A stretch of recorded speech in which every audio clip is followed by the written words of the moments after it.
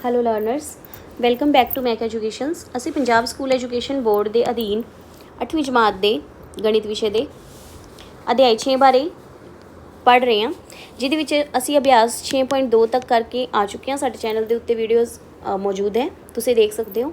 ਅੱਜ ਅਸੀਂ ਗੱਲਬਾਤ ਕਰਾਂਗੇ ਅਭਿਆਸ 6.3 ਬਾਰੇ। ਠੀਕ ਹੈ ਜੀ। ਇਹਦੇ ਵਿੱਚ ਕੀ ਹੈ ਕਿ ਤੁਸੀਂ ਦੱਸਣਾ ਹੋਏਗਾ ਕਿ ਕਿਹੜੀ ਸੰਖਿਆ ਨੂੰ ਨਿਕਾਲਣ 'ਤੇ ਯਾਨੀ ਕਿ ਵੰਡਣ 'ਤੇ, ਕਿਹੜੀ ਸੰਖਿਆ ਨਾਲ ਵੰਡਣ 'ਤੇ ਜਾਂ ਕਿਹੜੀ ਸੰਖਿਆ ਨਾਲ ਗੁਣਾ ਕਰਨ 'ਤੇ ਕੋਈ ਸੰਖਿਆ ਕੀ ਬਣ ਜਾਏਗੀ, ਪੂਰਨ ਘਨ ਬਣ ਜਾਏਗੀ।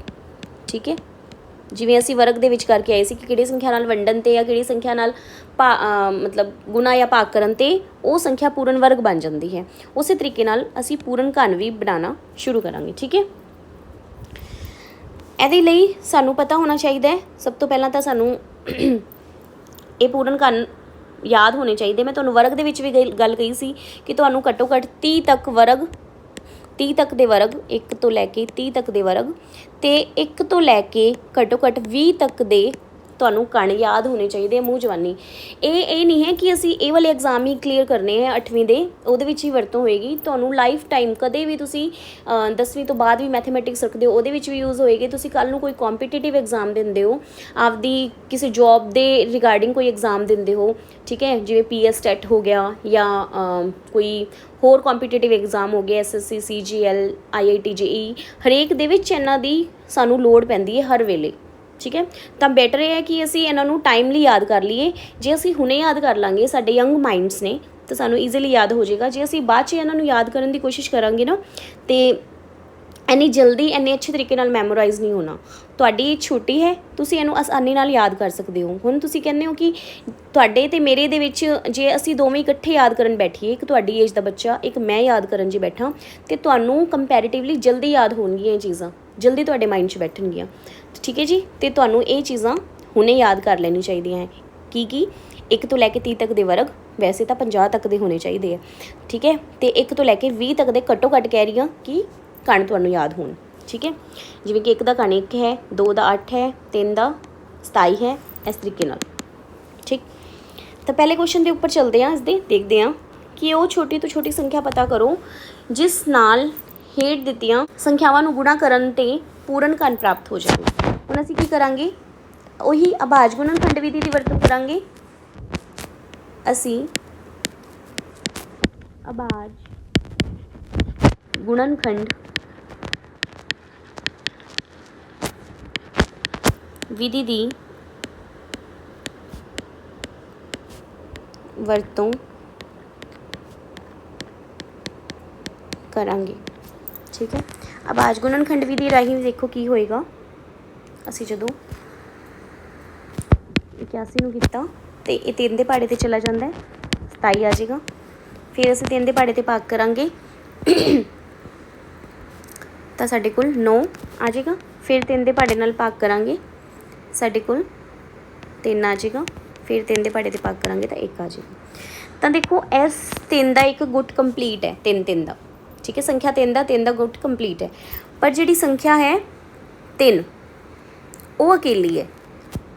ਠੀਕ ਹੈ, ਹੁਣ ਜੇ ਇਹਦਾ ਗੁੱਟ ਕੰਪਲੀਟ ਕਰਨਾ, ਉਹਨਾਂ ਨੇ ਗੁਣਾ ਕਰਨ 'ਤੇ ਪੁੱਛਿਆ। ਗੁਣਾ ਕਰਨ ਲਈ ਸਾਨੂੰ ਕੀ ਚਾਹੀਦਾ ਹੋਏਗਾ, 2 ਵਾਰੀ 3 ਹੋਰ ਚਾਹੀਦਾ। ਜੇ ਐਵੇਂ ਹੁੰਦਾ ਇੱਥੇ 2 ਵਾਰੀ 3, ਤਾਂ ਇਹ ਵਾਲਾ ਗੁੱਟ ਕੰਪਲੀਟ ਹੋ ਜਾਣਾ ਸੀ।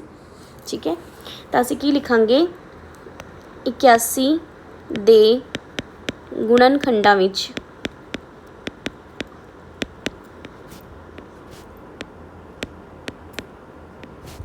ਸੰਖਿਆ 3 ਦਾ ਇੱਕ ਵਾਰੀ ਗੁੱਟ ਪੂਰਾ ਹੈ, ਪਰ ਦੂਜੀ ਵਾਰ ਪੂਰਾ ਨਹੀਂ ਹੈ। ਇਸ ਲਈ ਇਸ ਨੂੰ ਪੂਰਨ ਘਨ ਬਣਾਉਣ ਲਈ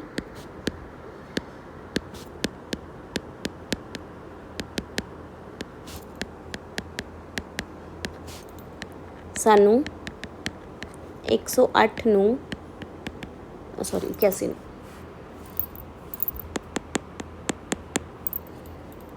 81 ਨੂੰ ਕਿਹਦੇ ਨਾਲ ਗੁਣਾ ਕਰਨਾ ਪਏਗਾ? 2 ਵਾਰੀ 3 ਨਾਲ ਨਾ, 3 ਗੁਣਾ 3 ਭਾਵ 9 ਨਾਲ ਗੁਣਾ ਕਰਨਾ ਪਵੇਗਾ। ठीक है जी, ये आप पूर्ण कर्ण संख्या नहीं है, पर जे असी इस दा पूर्ण कर्ण निकालना है तो सानू किहदे नाल गुणा करना पेगा इस संख्या नू? 9 नाल। ठीक है, जे असी इहनू 9 नाल गुणा करते हाँ तो संख्या किहड़ी बन जाएगी? ये बन जाएगी। तो इस दा जिहड़ा वर्गमूल होएगा, सॉरी कणमूल होएगा, कणमूल का निशान की हुंदा है? इस तरीके नाल वर्गमूल का निशान लगा के नाल छोटा जिहा असीं 3 पा दिंदे हां। तो ये किहदा वर्गमूल कणमूल हुंदा है? 9 का। ठीक है, ये आंसर। ठीक, समझ आ गई है गल? अगे चलते हैं, इसका सैकेंड पार्ट करके देख लैंदे हां। सैकेंड पार्ट की बजाय असी इसका 5th पार्ट करके देखते हैं। ये भी ईजी है, ये भी ईजी है, सौखा ही लग रहा है। तुहानूं 4th पार्ट इसका करके 5th पार्ट करके दिखानी हाँ। ठीक है, 5वां पार्ट है 2916। ठीक है,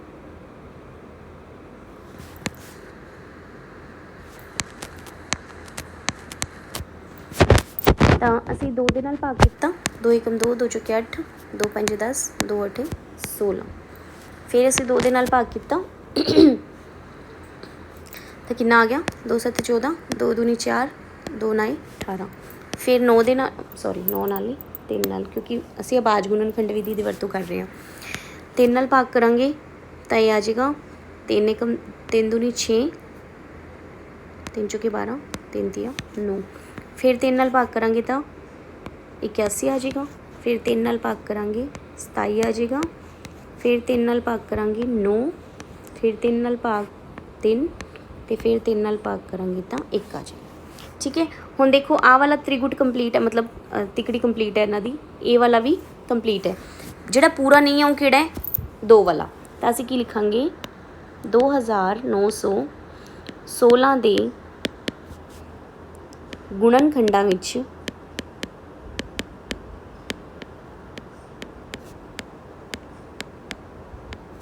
संख्या 2 का 3 का समूह पूरा नहीं है।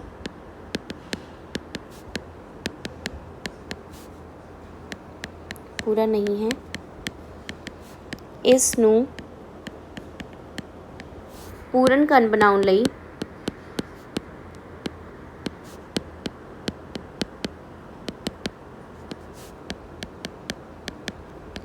सानू 2 नाल, देखो 2 कितनी वारी? 2 वारी है ना। जे एक बारी होर हुंदा तो साडा पूर्ण कण बन जाना सी। तो एक बारी सानू 2 नाल गुणा करना पएगा, 2 नाल गुणा करना पवेगा। ठीक है, तो कितना आ गया? 2916 नूं असीं 2 नाल गुणा करांगे तो कितना आ जाएगा? 6 दूनी 12, 2 एकम 2, 1 3, 9 दूनी 18, 2 दूनी 4 ते 5।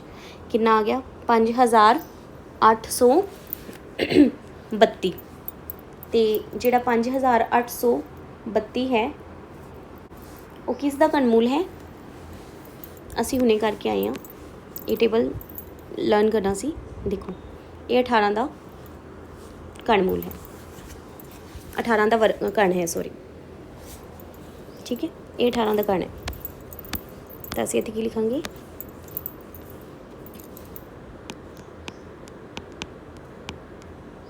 5832 18 का कण है, यदा कणमूल 18 आ गया।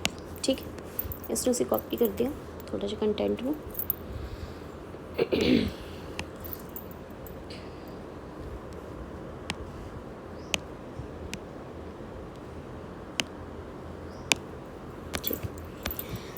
हाँ जी, इस दे नाल दे ही बाकी क्वेश्चन ने, ए वाले क्वेश्चन, ए वाला क्वेश्चन 625 72 100, ये तुसीं अपने आप ट्राई करोगे। ठीक है, अगले क्वेश्चन के उपर चलते हैं। ਹੁਣ ਇਹਨਾਂ ਨੇ ਪਿਛਲੀ ਵਾਰੀ 'ਚ ਕੀ ਪੁੱਛਿਆ ਸੀ, ਕਿਹਦੇ ਨਾਲ ਗੁਣਾ ਕਰਨ 'ਤੇ ਇਹ ਪੂਰਨ ਘਣ ਬਣ ਜਾਵੇਗੀ। ਹੁਣ ਕੀ ਪੁੱਛਿਆ ਹੈ, ਕਿਹਦੇ ਨਾਲ ਵੰਡਣ 'ਤੇ ਜਾਂ ਭਾਗ ਕਰਨ 'ਤੇ ਇਹ ਪੂਰਨ ਘਣ ਬਣ ਜਾਏਗੀ। ਤਾਂ ਪਹਿਲਾ ਕੁਐਸਚਨ ਦੇਖਦੇ ਹਾਂ, 2187। ਇਸ ਦਾ ਜੇ ਅਸੀਂ ਹੱਲ ਕਰਨ ਦੀ ਕਰੀਏ ਤਾਂ ਇਹ 3 ਨਾਲ ਅਸੀਂ ਭਾਗ ਕਰਾਂਗੇ,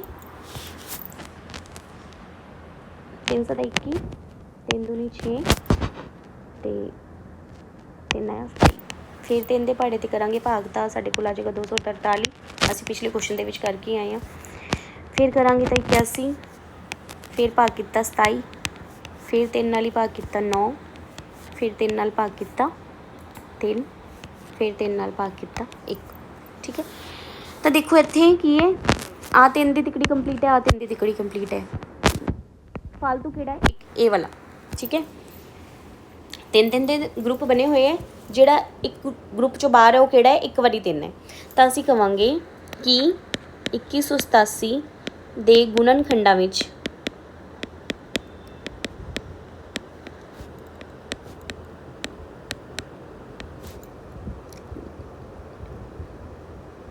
ਸੰਖਿਆ 3 ਦਾ ਸਮੂਹ ਪੂਰਾ ਨਹੀਂ ਹੈ।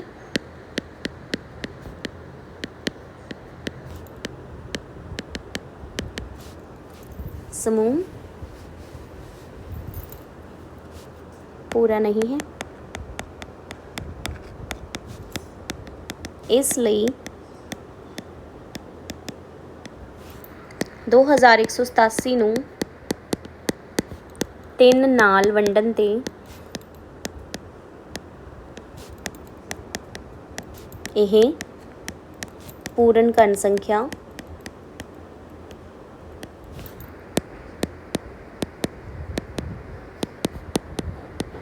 ਬਣ ਜਾਵੇਗੀ। ਠੀਕ ਹੈ ਜੀ, ਤਾਂ ਦੇਖੋ ਅਸੀਂ ਜੇਕਰ 2187 ਨੂੰ 3 ਨਾਲ ਵੰਡ ਦਈਏ ਤਾਂ ਕਿੰਨਾ ਆ ਗਿਆ ਸੀ, ਇੱਥੇ ਵੰਡਿਆ ਹੀ ਸੀ ਨਾ ਆਹ ਵਾਲਾ, ਤਾਂ ਕਿੰਨਾ ਆ ਗਿਆ ਸੀ 729। ਅਤੇ 729 ਦਾ ਸਾਨੂੰ ਪਤਾ ਹੈ ਕੀ ਹੁੰਦਾ ਹੈ, ਘਣਮੂਲ 9। ਠੀਕ ਹੈ, ਜੋ ਕਿ ਇੱਕ ਪੂਰਨ ਘਣ ਸੰਖਿਆ ਹੈ। ਇਹਦਾ ਮਤਲਬ 729 ਕੀ ਹੈ, ਇੱਕ ਪੂਰਨ ਘਣ ਸੰਖਿਆ ਹੈ। ਠੀਕ ਹੈ, ਇੱਕ ਕੁਐਸਚਨ ਹੋਰ ਟਰਾਈ ਕਰ ਲੈਂਦੇ ਹਾਂ। ਸੈਕਿੰਡ ਪਾਰਟ ਹੈ ਇਹਦਾ, 78125। ਠੀਕ ਹੈ, ਜੇਕਰ ਅਸੀਂ 78125 ਨੂੰ 5 ਦੇ ਨਾਲ ਭਾਗ ਕਰਦੇ ਹਾਂ, ਕਿਉਂਕਿ ਪਿੱਛੇ 5 ਲੱਗਿਆ ਇਕਾਈ ਦੇ ਸਥਾਨ 'ਤੇ 5 ਨਾਲ ਭਾਗਯੋਗ ਹੈ। ਠੀਕ ਹੈ, ਅਤੇ ਕਿੰਨਾ ਆ ਜਾਏਗਾ, 5 × 5, 5 × 5 = 25, 5 × 6 = 30, 5 ਦੂਣੀ 10, 5 × 5 = 25। ਫਿਰ ਤੋਂ 5 ਆ ਗਿਆ, ਤਾਂ ਫਿਰ ਤੋਂ ਅਸੀਂ ਇਹਨੂੰ 5 ਨਾਲ ਭਾਗ ਕਰਾਂਗੇ, ਤਾਂ ਸਾਡੇ ਕੋਲ ਕਿੰਨਾ ਆ ਜਾਏਗਾ, 5 × 30 = 15, 5 × 5 1 ਬਚਿਆ, 5 ਦੂਣੀ 10, ਅਤੇ ਫਿਰ 5 × 5 = 25। ਫਿਰ 5 ਨਾਲ ਭਾਗ ਕਰਾਂਗੇ ਤਾਂ ਸਾਡੇ ਕੋਲ ਕਿੰਨਾ ਆ ਜਾਏਗਾ, 625। ਫਿਰ ਦੁਬਾਰਾ ਤੋਂ ਅਸੀਂ 5 ਨਾਲ ਭਾਗ ਕਰਾਂਗੇ, 125 × 5 = 625। ਫਿਰ 5 ਨਾਲ ਭਾਗ ਕੀਤਾ, 25 × 5 = 125। ਫਿਰ 5 ਨਾਲ ਜੇ ਅਸੀਂ ਇਹਨੂੰ ਭਾਗ ਕਰੀਏ, ਥੋੜ੍ਹਾ ਜਿਹਾ ਛੋਟਾ ਕਰ ਲੈਂਦੇ,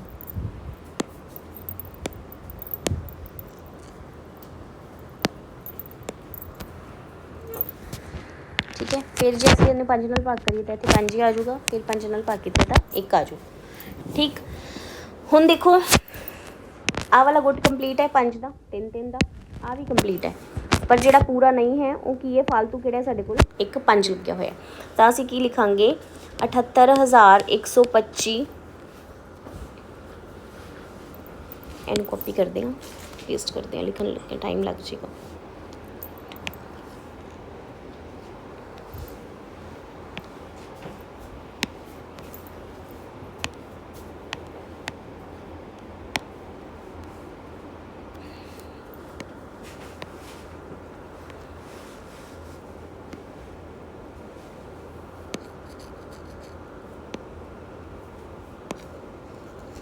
ਹਾਂਜੀ, ਇੱਥੇ ਅਸੀਂ ਕੀ ਲਿਖਾਂਗੇ ਕਿ 78125 ਦੇ ਗੁਣਨਖੰਡਾਂ ਵਿੱਚ ਸੰਖਿਆ 5 ਦਾ 3 ਦਾ ਸਮੂਹ ਪੂਰਨ ਨਹੀਂ ਹੈ, ਇਸ ਲਈ 78125 ਨੂੰ 5 ਨਾਲ ਵੰਡਣ 'ਤੇ ਇਹ ਪੂਰਨ ਘਣ ਸੰਖਿਆ ਬਣ ਜਾਏਗੀ।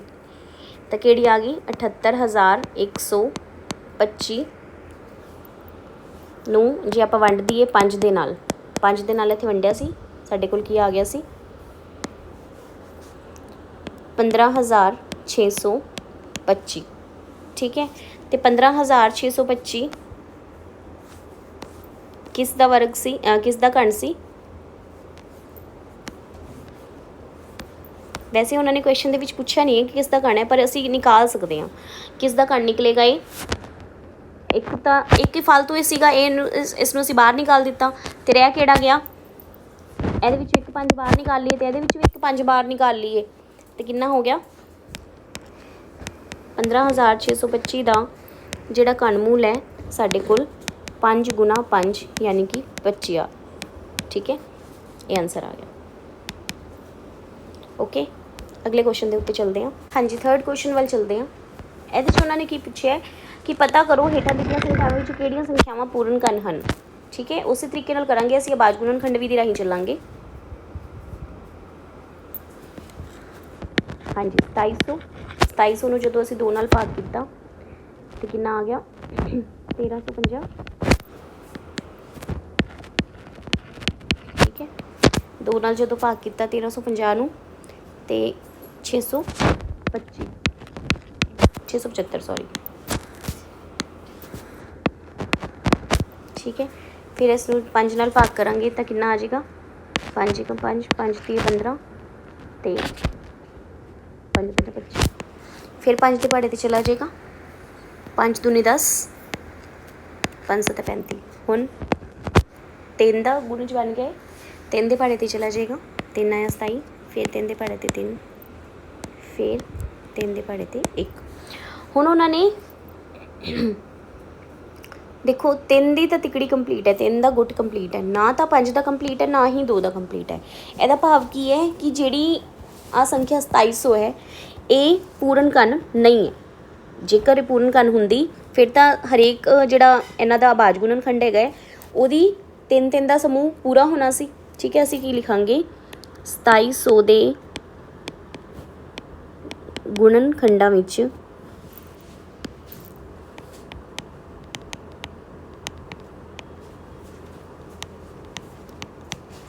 ਸੰਖਿਆ 2 ਅਤੇ 5 ਦੇ 3 ਦੇ ਸਮੂਹ ਪੂਰੇ ਨਹੀਂ ਹਨ।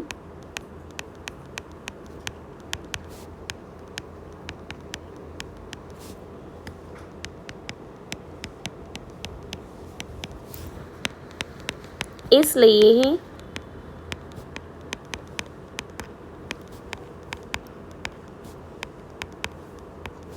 ਇੱਕ ਪੂਰਨ ਘਣ ਸੰਖਿਆ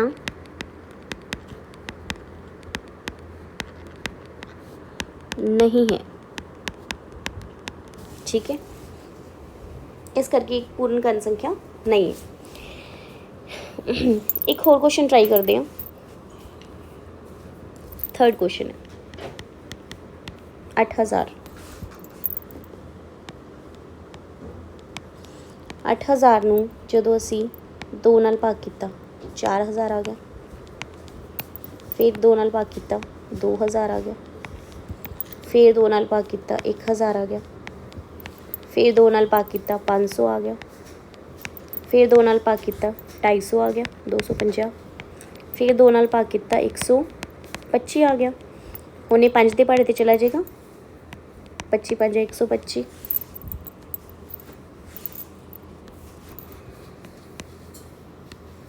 ਫਿਰ 5 ਦੇ ਪਹਾੜੇ 'ਤੇ ਜਾਊਗਾ, ਕਿੰਨਾ ਆ ਜਾਏਗਾ? 5 ਹੀ ਆ ਜਾਏਗਾ। ਅਗੇਨ 5 ਦੇ ਪਹਾੜੇ 'ਤੇ ਜਾਊਗਾ ਤਾਂ 1 ਆ ਜਾਏਗਾ। ਠੀਕ ਹੈ, ਹੁਣ ਦੇਖੋ ਇੱਥੇ ਵੀ 3 ਦਾ ਗੁੱਟ ਕੰਪਲੀਟ ਹੈ, 2 ਦਾ ਸੰਖਿਆ 2 ਦਾ, ਇੱਥੇ ਵੀ 3 ਦਾ ਗੁੱਟ ਕੰਪਲੀਟ ਹੈ, ਸੰਖਿਆ 5 ਦਾ ਵੀ 3 ਦਾ ਗੁੱਟ ਕੰਪਲੀਟ ਹੈ। ਇਹਦਾ ਭਾਵ ਕੀ ਹੈ ਕਿ ਜਿਹੜੀ ਸੰਖਿਆ 8000 ਹੈ ਇਹ ਪੂਰਨ ਘਣ ਹੈ। ਕੀ ਲਿਖਾਂਗੇ? 8000 ਦੇ ਗੁਣਨਖੰਡਾਂ ਵਿੱਚ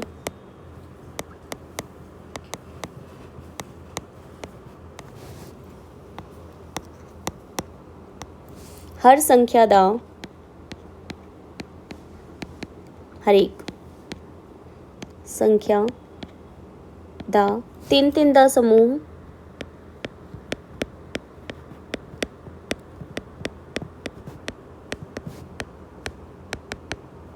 पूरा है। इसलिए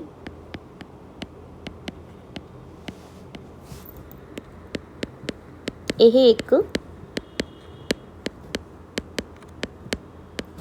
पूर्ण कण संख्या है। तो सानू पता भी है कि जिहड़ा 8000 का घनमूल हुंदा है वो 20 हुंदा है। हुण एक गल तुसीं बड़े ध्यान नाल देखो, समझण की कोशिश करो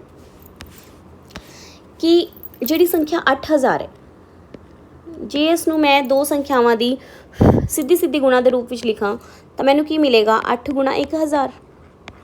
ठीक है, की मिलेगा 8 गुणा 1000। हुण 8 की है, एक पूर्ण कण है। ठीक है, किसदा?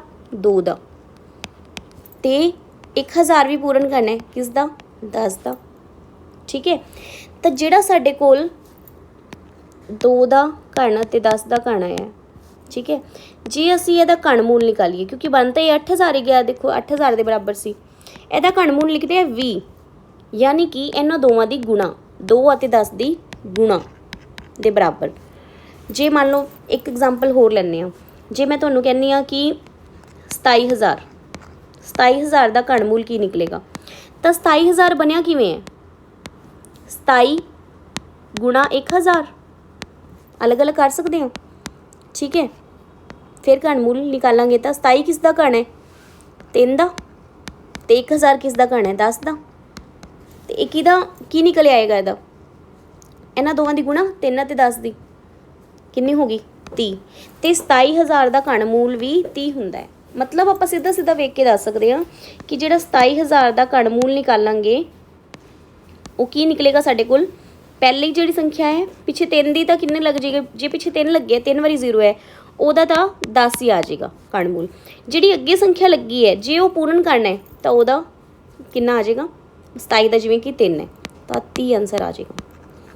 ठीक है, एक पैटर्न जो सानू मिल गया कि एवें हुंदा है। ठीक है, तो कहण दा भाव की है, जे कोई संख्या A है तो जे कोई संख्या B है, उन्हां दा जे घन दी गुणा है वो किस दे बराबर होएगी? इन्हां दोवां दी गुणा दे जे घन दे बराबर होएगी। ठीक है, अलग अलग कर सकते हैं। मतलब जे दो संख्यावां दी गुणा दा घन है, मान लो 3 ते 10 इकट्ठा गुणा करके कितना आंदा है? 30। यानी कि जे 30 का घन है ना, उसनूं असीं किवें लिख सकते हैं? 3 का घन गुणा 10 का घन, एवें लिख सकते हैं, बना सकते हैं अलग अलग। ठीक है, तो सानू पैटर्न किहड़ा मिलिया? ए का घन गुणा बी का घन किहदे बराबर होएगा? उन्हां दोवां दी गुणा नूं करके जिहड़ा उत्तर आंदा है उहदे घन दे बराबर होएगा। ठीक है, ठीक है जी। तो घनमूल का फिर की मतलब होएगा? जे मैं इत्थे घनमूल करदा, जे मैं ए बी का घनमूल निकालना तो वो किहदे बराबर होएगा?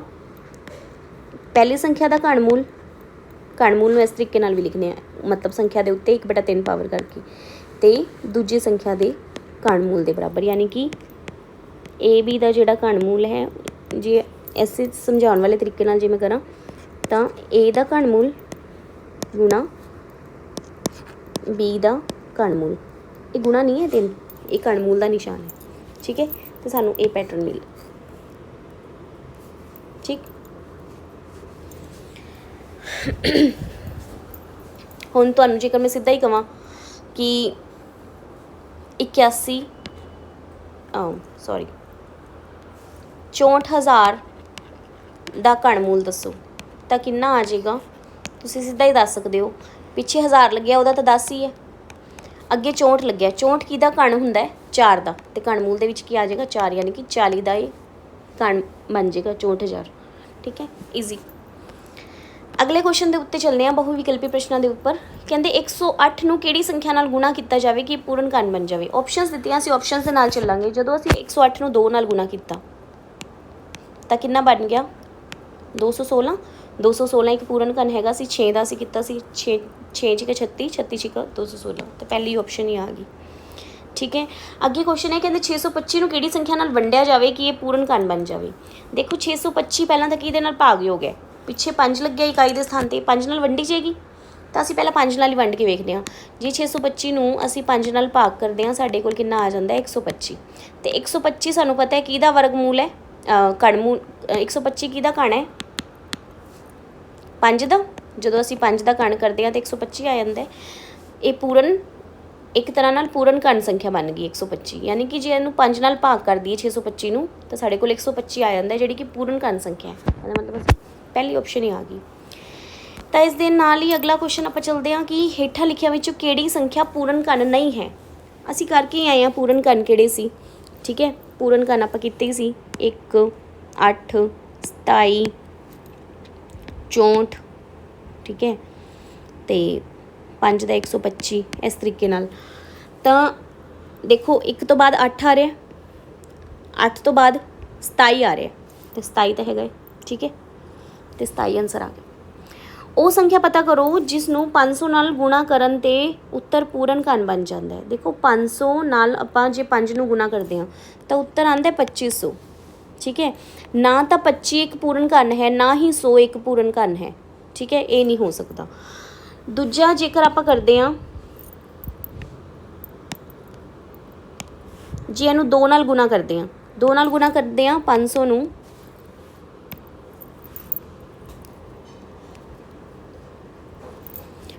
ਨੂੰ, ਜੇਕਰ ਅਸੀਂ 2 ਨਾਲ ਗੁਣਾ ਕਰਦੇ ਹਾਂ ਤਾਂ ਸਾਡੇ ਕੋਲ ਆ ਜਾਂਦਾ ਹੈ 1000, ਤੇ 1000 ਸਾਡੇ ਕੋਲ ਪੂਰਨ ਵਰਗ ਹੈ, ਕਿਸ ਪੂਰਨ ਘਣ ਹੈ ਕਿਸ ਦਾ 10 ਦਾ। ਤਾਂ ਅਸੀਂ ਕੀ ਸਾਡੇ ਕੋਲ ਕੀ ਆਪਸ਼ਨ ਆ ਜਾਏਗੀ 2 ਨਾਲ ਗੁਣਾ ਕਰਾਂਗੇ ਤਾਂ ਸਾਡੇ ਕੋਲ 1000 ਆ ਜਾਏਗਾ, ਇੱਕ ਪੂਰਨ ਘਣ ਸੰਖਿਆ ਹੈ। ਆਹ ਵਾਲਾ ਕੁਐਸਚਨ ਮੈਂ ਤੁਹਾਨੂੰ ਕਰਵਾਇਆ ਸੀ ਪੈਟਰਨ ਦੇ ਅਨੁਸਾਰ, ਕਹਿੰਦੇ 7 ਦੀ ਪਾਵਰ 3 ਮਾਈਨਸ 6 ਦੀ ਪਾਵਰ 3 ਦਾ ਉੱਤਰ ਪਤਾ ਕਰੋ। ਤਾਂ ਅਸੀਂ ਕੀ ਕਰਾਂਗੇ 1 ਲਿਖਾਂਗੇ, ਨਾਲ ਜੋੜ ਦਾ ਨਿਸ਼ਾਨ ਲਗਾਵਾਂਗੇ, ਪਿੱਛੇ ਗੁਣਾ 3 ਲਿਖਾਂਗੇ, ਤੇ ਵਿਚਕਾਰ ਜਿਹੜੀ ਖਾਲੀ ਥਾਂ ਹੈਗੀ ਉੱਥੇ ਇਹਨਾਂ ਦੋਵਾਂ ਦੀ ਗੁਣਾ ਕਰਾਂਗੇ, 7 ਗੁਣਾ 6, ਤਾਂ ਕਿੰਨਾ ਆ ਜਾਏਗਾ ਸਾਡੇ ਕੋਲ 42 ਗੁਣਾ 3, 1 ਪਲੱਸ 3 ਦੂਣੀ 6 4 ਦੀ 12, ਤੇ ਕਿੰਨਾ ਆ ਗਿਆ 127 ਉੱਤਰ ਆ ਗਿਆ, ਠੀਕ ਹੈ, 126 ਤੇ 1 127। ਤਾਂ ਇਸ ਦੇ ਨਾਲ ਹੀ ਇਹ ਅਭਿਆਸ ਕੰਪਲੀਟ ਹੋ ਗਈ ਜੀ 6.3। ਜੇ ਤੁਹਾਨੂੰ ਇਹ ਵੀਡੀਓ ਅੱਛੀ ਲੱਗੀ ਹੈ ਇਸ ਨੂੰ ਲਾਈਕ ਕਰਨਾ, ਆਪਦੇ ਫਰੈਂਡਸ ਦੇ ਨਾਲ ਸ਼ੇਅਰ ਕਰਨਾ, ਸਾਡੇ ਚੈਨਲ ਨੂੰ ਸਬਸਕ੍ਰਾਈਬ ਕਰਨਾ, ਤੇ ਅਗਲੀ ਵੀਡੀਓਜ਼ ਦੇ ਲਈ ਸਾਡੇ ਨਾਲ ਜੁੜੇ ਰਹਿਣਾ। Thank you so much.